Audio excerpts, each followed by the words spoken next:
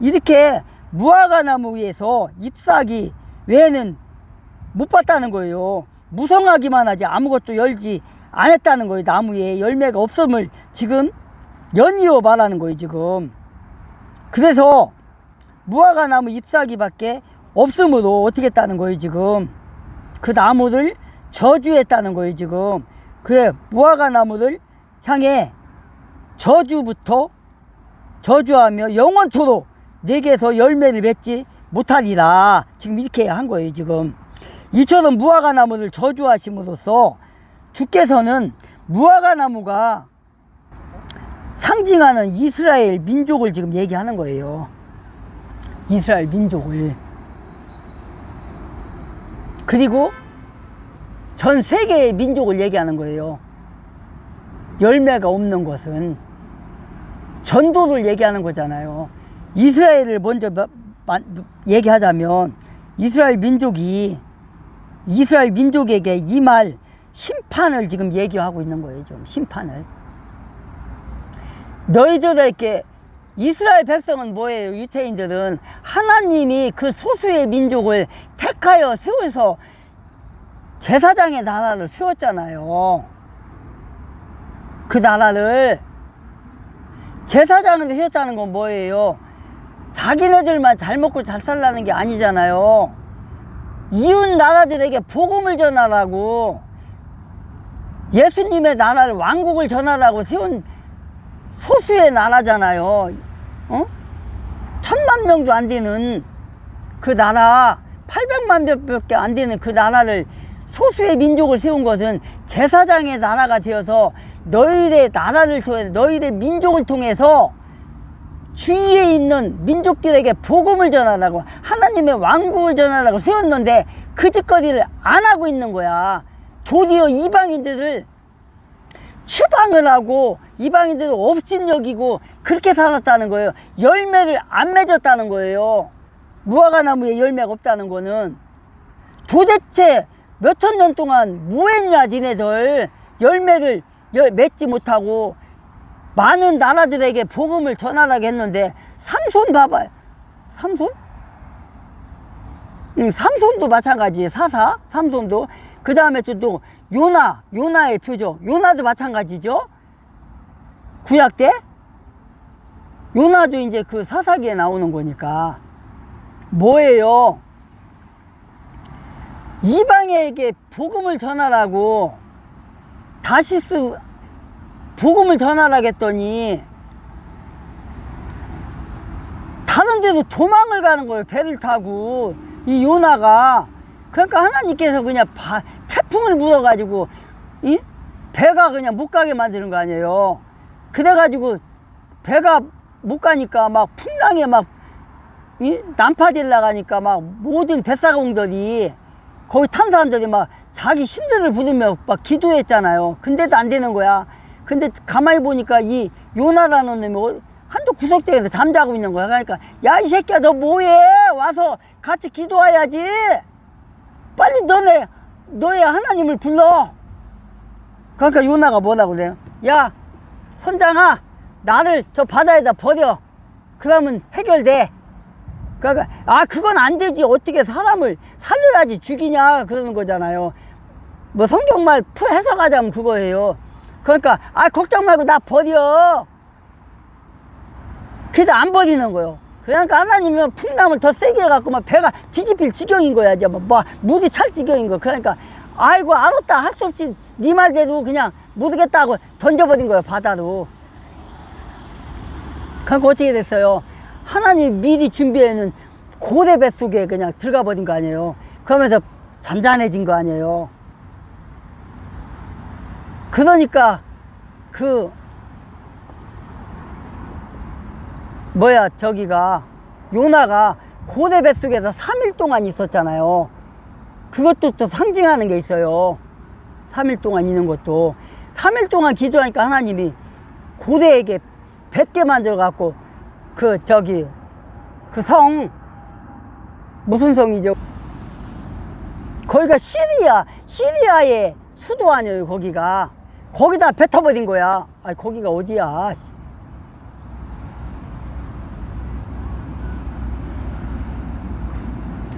그게 시리아의 한 수도인데 그때 당시에 한 120만 정도 사는 그런 지역이에요. 거기가 그 정도 큰 성이야 거기가. 근데 그 사람들이 제 가운데 헤매고 막 그러니까 하나님께서 요나를 보내려고 한 거예요. 거기 가서 복음을 전하라고. 하나님의 나라 가서 회개하라. 40일 후면 여기가 멸망한다. 그렇게 한 거예요. 근데 그 시리아하고 이스라엘 나라하고는 뭐예요? 지금도 시리아하고 지금 되게 언수지간이잖아요. 그냥 얼마 전에 저기가 쳐가지고 거기 지금 시리아에서 좀 거기 소련 만말 들다가 이번에 거기 쫓겨났잖아요. 그래갖고 자유주의 시리아로 지금 변했잖아요. 이번에 거기에요. 그 나라. 거기하고 이때도 아주 그냥 원수인 거야. 전쟁을 수도 없이 했으니까. 그러니까 하나님이 거기를 보내니 요나가 가겠냐고요. 도망가지. 그래갖고 가서 야 여기 40일이면은 멸망한대. 그러니까 왕이 알아들어갖고 회개를 한 거 아니에요. 근데 한 200년 후에 200년인가 130년 후에 결국은 망했어요. 그 나라가 망했어요. 문 닫았어. 이것도 내가 그 자료 다 스터디에서 다 올려놨어요. 이것도요. 많은 곳에서 스터디 저 영상 보면은 많은 곳에서 내가 다 이거 많이 올려놨어요. 이거 자료 이번에도 이제 올려놓을 거예요. 또 이런 것처럼 복음을 전하라고 너희들을 제사장의 나라를 세웠는데 너희 민족을 세웠는데 너희들이 이 무화과 나무처럼 아무것도 열매를 맺지 못했다. 잎사귀만 무성하지 니네 나라만 잘 먹고 잘 살면 되냐. 지금 이 소리인 거예요. 지금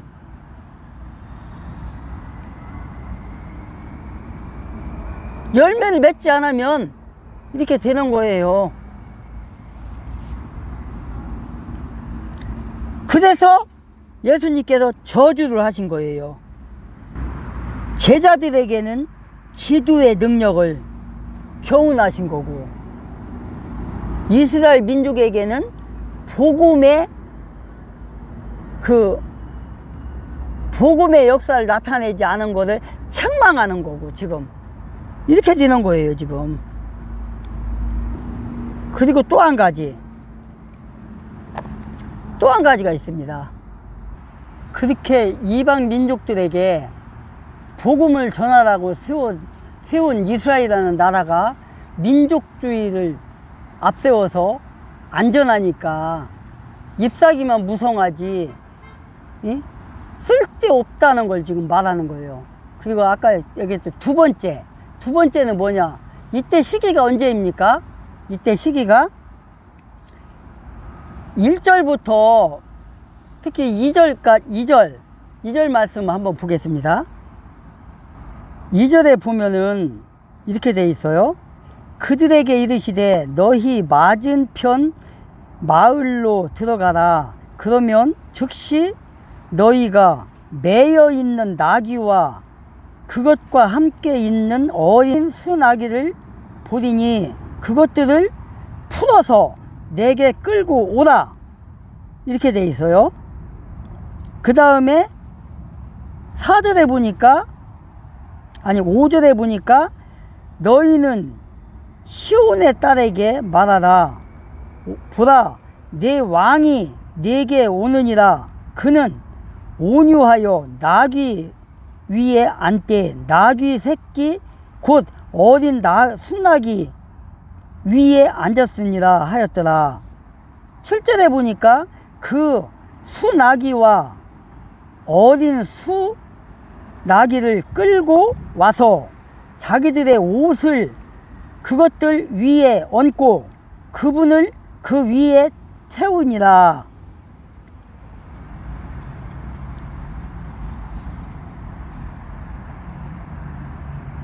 길에 펴고 다른 이들은 나무들에서 가지들을 베어 길에 흩어 깔며 구절이 저기 구절이 중요합니다. 앞에서 가고 뒤에서 따르는 무리들이 외쳐 이르되 호산나 다윗의 자손이여 주의 이름으로 오시는 분을 찬송할지어다 가장 높은 곳에서는 호산나 하더라. 이렇게 돼 있어요. 자, 지금 왜 여기 읽은 거죠? 무슨 말 하려고? 자, 아까 서두에서 뭐라 그랬어요? 예수님이 어디로 가신다고 했어요? 예루살렘으로 가시는데 뭐 하러 가신다고 했어요? 죽으러 간다고 했어요. 죽으러 간다고. 십자가에 못 박혀 죽어서. 그래서 예수님은 왕은 하나님의 아들은 성 밖으로 나가서 죽는 법이 없다라고 했잖아요. 그래서 예루살렘 성으로 가서 죽으러 간다고 했잖아요. 자, 죽으러 가는데 이때가 시기적으로 언제냐고요. 시기적으로. 그 말하기 전에 우리나라 여러분들 초록 매실 많이 마시죠? 매실 오늘도 저기 보니까 롯데무대에서 보니까 초록 매실 가격이 조그만 거 500ml 짜리 1000 얼마로 써 있더라고요. 1200 얼마인데 두 개 샀을 때 원래가 1700 얼마더라고요. 되게 많이 올랐더라고.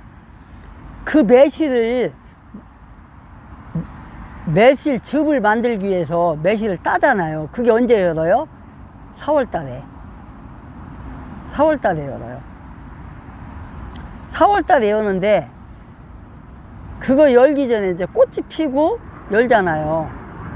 그렇게 하고 이제 5월달에 이제 딴다고요. 그거를 5월달에 따는 걸로 알고 있는데 5월 6월에 하여간 따요. 그거를. 그러고 따고 나면은 여기 지금 여기가 지금 김포공항 국내선이잖아요. 국내선에서 저 위로 올라가면은 거기 정문이 있어요. 거기서 조금 더 올라가면은 항상 제가 촬영하던 곳인데 그쪽이 거기 가면 작년인가 제가 예화를 한번 들은 적이 있어요. 작년에 거기 가면 매실나무가 있어요. 매실나무가 있는데 그때 당시 내가 뭐라 했냐면 꽃이 폈는데 그 꽃이 벚꽃인지 매실꽃인지 내가 몰라봤었다. 근데 나중에 매실이 여든 다음에 매실나무였구나고 내가 그때 예화를 들은 적이 있어요. 그 매실나무가 저기에 있단 말이에요. 거기에 그 공원 있는 데에 그 매실이 지금 가보면 어떠냐. 지금 여러분 여기 나무가 있는데 되게 푸릇푸릇해요. 무성해요. 지금 이 무화과 나무처럼 지금 가보면 아주 그냥 새파란 나뭇잎이 많아요. 자, 그럼 뭐예요? 매실이 열렸나요? 지금 다 땄어요. 뭔 소리냐? 이 시기가 무화과 나무의 열매가 있을 시기가 아니라는 걸 얘기하는 거예요. 지금 왜 예수님 우리 왜 해년마다 이제 교회에서 4월달이면 우리가 저기 사순절 그거 준비한다고 하잖아요. 그 사순절이 뭐 이거예요. 이거 지금 이 말씀이에요. 지금 사순절 기간이 예수님이 오신 이게 호산나 지금 여기 이게 아까 왕께서 예루살렘에 입성하는 거예요. 왜? 죽으러 십자가에 못 박히시러. 그게 이제 성으로 들어오잖아요. 예루살렘 성으로.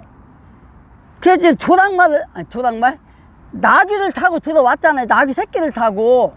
이때부터 사순절이 들어가는 거예요. 이때 뭐예요? 사순절. 여기서 무슨 나무죠 이게? 로뎀나무. 지금 막 땅에 피고 막 했잖아요. 제자들이 땅에다 나무들 막 피고 그랬잖아요. 이것도 무슨 나무다 하는데 사순절 하면 생각나는 나무인데 갑자기 지금 생각이 안 나요. 지금 그 나무를 꺾어서 지금 했잖아요. 이때부터 고난이 시작되는 거예요. 이때부터. 이게 그래서 4월 달에 우리가 사순절 그 기간을 한단 말이에요. 사순절이면 뭐예요? 예수님이 저 빌라도에게 잡혀서 빌라도의 뜰에서 불법적인 재판을 받고 죽으시잖아요. 그리고 무덤에 묻히시잖아요. 그러니까 부활하잖아요. 사순절이 끝나고 나면 뭐예요? 부활주일로 들어가는 거예요. 그거예요, 지금 이게. 자, 그러면 이 기간이 뭐예요? 열매가 열어요? 자, 예수님이 돌아가실 때, 재판받을 때, 베드로가 어떻게 했어요? 그거 보면 알잖아요. 추운 날씨라 불을 쬐다고 나와요. 불을 쬐다고. 가을이라는 거예요. 그 얘기는. 가을. 그래서 이때가 지금 이제 우리나라도 이제 가을은 이제 접어드는데 좀 있으면 이제 이거 다 앞으로 한 달만 있으면 이거 다 떨어져요. 이거. 그러니까 잎사귀만 무성한 거예요, 지금. 그 얘기를 하는 거예요, 지금. 아까 내가 두 가지가 있다고 했죠. 두 가지 얘기를 할 거라고. 그런 거예요. 사순절 기간에.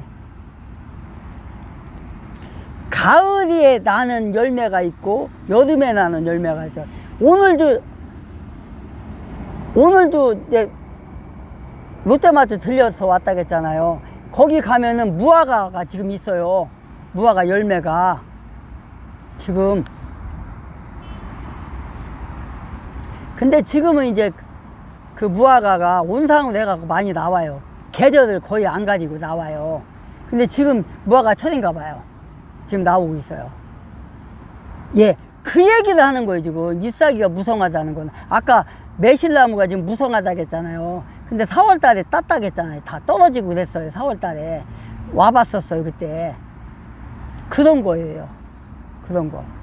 그러니까 첫 번째는 뭐라고요? 전도에 대한 거. 무성하기만 하지 전도를 맺지 않는 거. 교회 가면은 교인들은 많아. 교인들은 많은데 전도도 안 해. 자기네들끼리 잘 먹고 잘 살고 자기네들끼리 찬양하고 그냥 그러고 말어. 예배하고. 그러면 안 된다는 거예요. 하나님이 우리를 부른 건 뭐예요? 목적이. 아이, 침례 요한이 뭘 하겠어요? 침례 요한이 태어나갖고 장성할 때까지 광야로 나올 때, 저기 그 요단강 올 때까지 광야에서 뭐로 지냈다고 했어요? 메뚜기와 석청으로.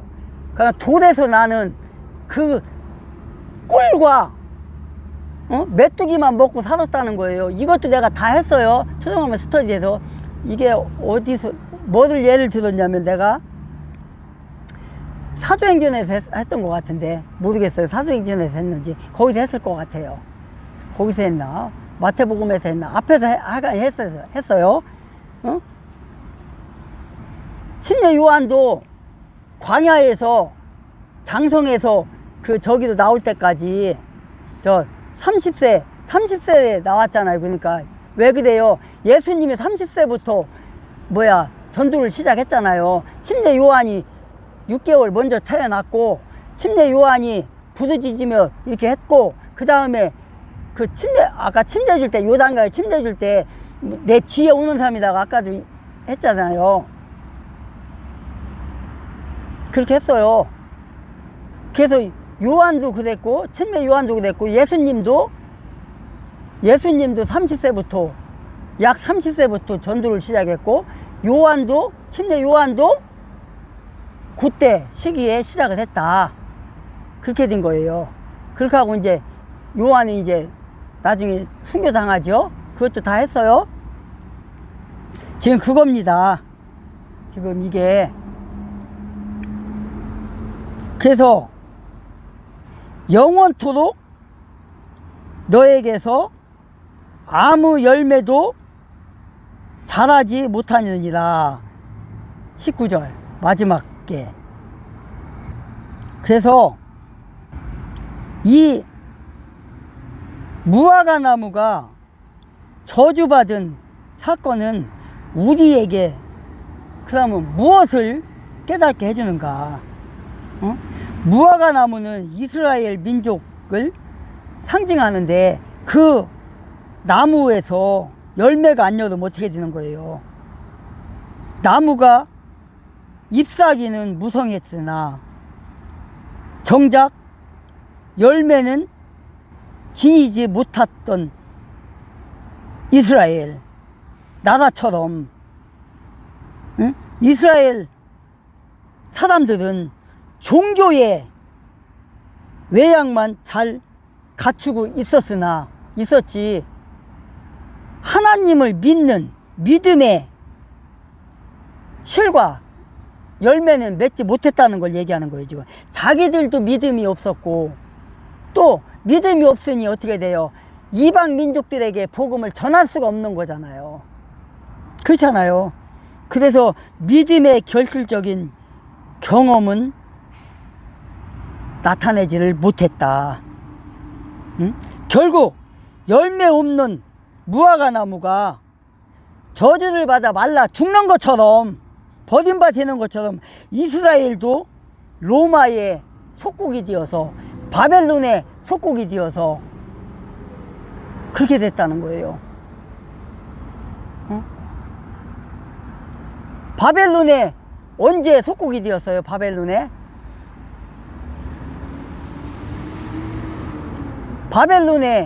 속국이 된 게 저기잖아요. BC 606년경이잖아요. 근데 이제 바벨론에 속국이 된 게 그거는 이제 그저 남유다고, 그 다음에 그 전 200년 전에 북이스라엘이 시리아한테 졌잖아요. 그래갖고 그게 언제예요? 200년 전이면 저 722년에 무너졌잖아요. 722년에 무너졌다니까? 그렇게 이스라엘 민족을 하나님께서 제사장의 나라로 택했지만 그들이 본분을 다하지 못하고 하나님을 버림으로 말미암아서 하나님께서 이방 민족에게 붙인 것이 바로 바벨론에 붙였잖아요. 그래서 그들이 처음에 아시리아, 그 북이스라엘이 아시리아한테 망하고, 아시리아가 나중에 이제 패망하고 나서 그 바벨론이 들어서고 나서 이제 완전히 그 망해버리죠. 언제? 바벨론 이전이죠. 그러니까 시리아가 망하고, 시리아한테 망하고 나서 시리아가 북이스라엘을 쳐가지고 722년에 멸망했으니까, 그렇게 하고 그 후로다가 이제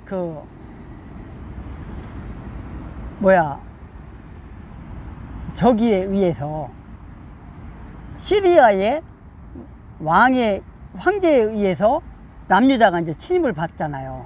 그게 1차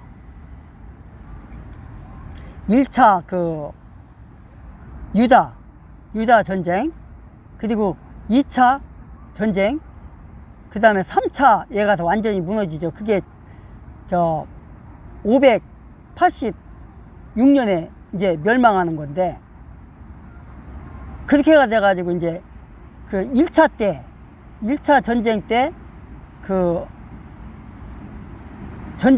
전쟁에서 이제 패하는 바람에 유대인들이 많이 끌려가요. 바벨론으로. 그때 그 다리오 왕 때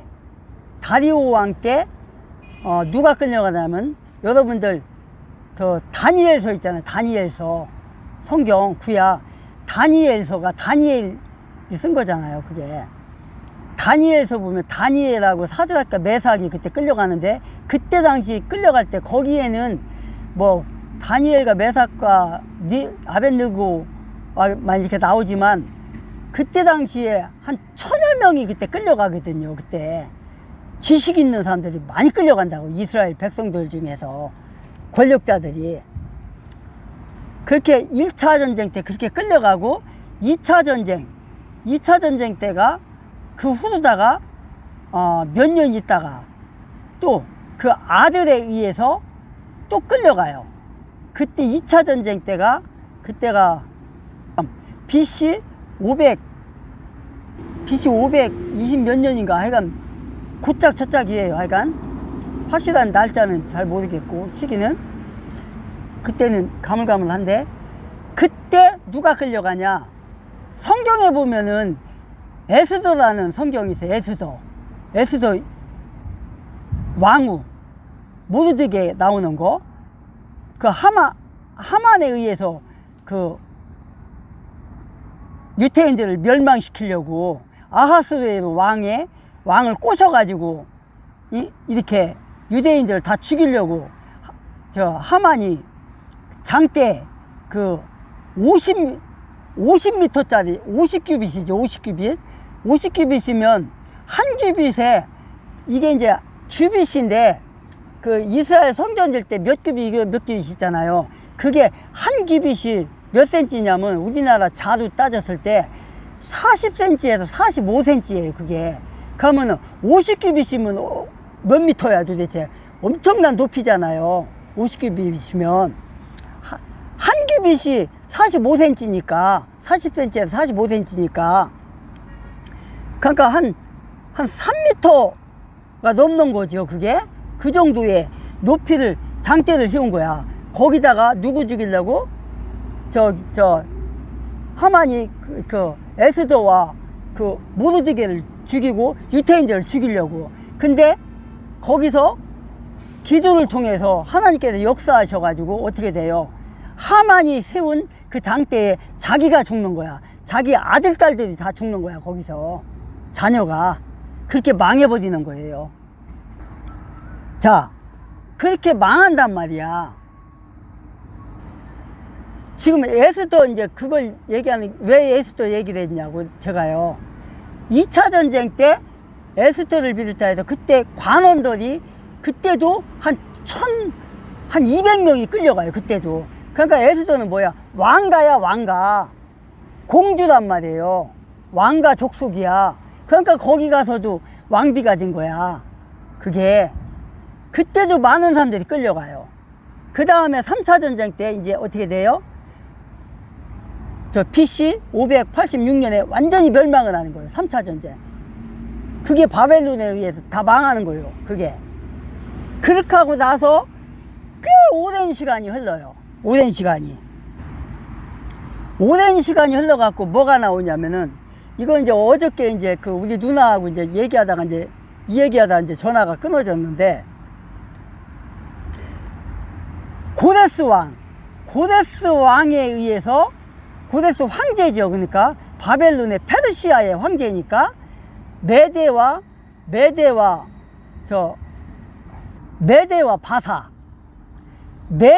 바사가 어디를 쳐요?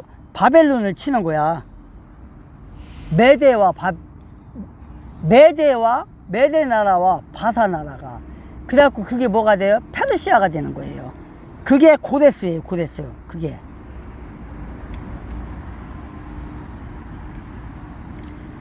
그 고레스가 그 아닥사스 왕인가? 그 고레스가 쳐들어간 왕국 있잖아요. 바벨론. 그 견고했던 그 왕궁이 무너지는 거잖아요. 근데 그게 하루 이틀에 무너지는 게 아니에요. 그게 몇 년이 걸려서 그게 몇 년도 아니네. 몇십 년에 걸려서 그렇게 그 주위에 성전은 다 무너지고 거기만 남았던 거예요. 그때 당시에. 근데 거기가 어떻게 돼 있어요? 페르시아 역사에 보면은 뭐가 나오냐면 왕궁이 이렇게 사막이 있다고 하자고요.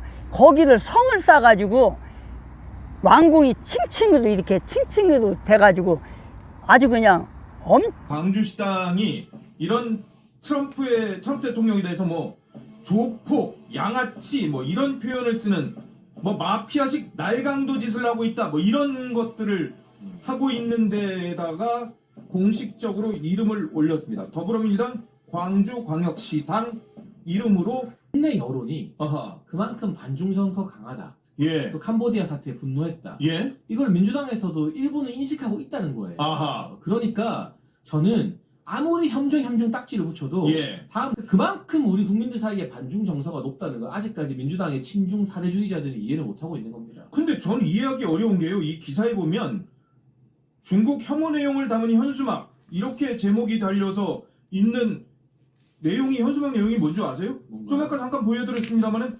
중국인 무비자 입국 반대, 자국민 안전이 우선이다. 이게 도대체 뭐가 이게 현실이죠? 왜 중국 혐오죠? 이거는 정책적인 아주 친절하고 점잖은 내용인데요. 이거는 그러니까요. 네. 이게 왜 중국 혐오 내용을 담은 현수막인지. 그리고 어차피 김치국 마실 필요도 없이 예. 시진핑도 에이펙 참여 안 한대잖아요. 그냥 와서 트럼프 대통령만 만나고 간대잖아요. 좀 황당한 상황. 그런데 고민정 의원이 또 나선답니다. 오마이뉴스 단독 보도예요. 이게 결국 이게 X께는 북괴? 이게 뭐 저거겠죠. 장이겠죠. 예. 예. 깨는 북괴? 빼앗긴 땅 대림동 중국 나가라 등의 혐오 발언을 내놓는 혐오 시위라고 얘네들은 얘기를 하던데, 민주당 고민정 의원이 이런 시위를요 학교 근처에서는 금지하는 법안을 발의를 할 예정이다 라고 얘기를 하고 있어요. 반미 시위 학교 근처에서 금지하나요? 그것도 이제 금지해야 되겠죠. 양키 고음 이런 거는 뭐 그것도 이제 금지해야 되겠죠. 이 논리대로라면. 정책에 대한 반대라고 국무조정실 비서실장이 나와서 국회에서 이야기하던데. 오히려 지금의 반중 시위가 네. 정말 정책에 대한 비판인 거고, 예. 양키 고음이나 뭐 트럼프 대통령 막 불지르고 하는 게 사람에 대한 인종에 대한 혐오인 거죠. 그게. 그런데 사람에 대한, 인종에 대한 혐오를 말씀하셨잖아요. 네. 에이펙 앞두고 있잖아요. 트럼프 대통령 방한하잖아요. 뭐라 그랬는 줄 알아요? 트럼프는 조폭, 양아치. 이렇게 표현하는 거는 그냥 둬요. 근데 저거 국무총리 친형이 저러고 다니지 않나요? 그러니까요. 김민석 총리 친형인 반미 김윤웅 시위를 많이 씨가 하잖아요. 막 트럼프에 대해서도 막 뭐라 저러면서 그러고. 미군이 뭐 특검을 반대한다, 미군도 막 내란 수사, 뭐 내란 공범이야 이러면서 막이 국무총리 친형이 저러고 있는데 이게 미국 볼 낯이 있는지 참 모르겠습니다. 여기에 그런데 시국선언에 민주당 광주시당이 공식적으로 이름을 올렸어요. 민주당 광주시당이 이런 트럼프 대통령에 대해서 뭐 조폭, 양아치 뭐 이런 표현을 쓰는, 뭐 마피아식 날강도 짓을 하고 있다 뭐 이런 것들을 하고 있는 데다가 공식적으로 이름을 올렸습니다. 더불어민주당 광주광역시당 이름으로 떡 이름을 올렸습니다.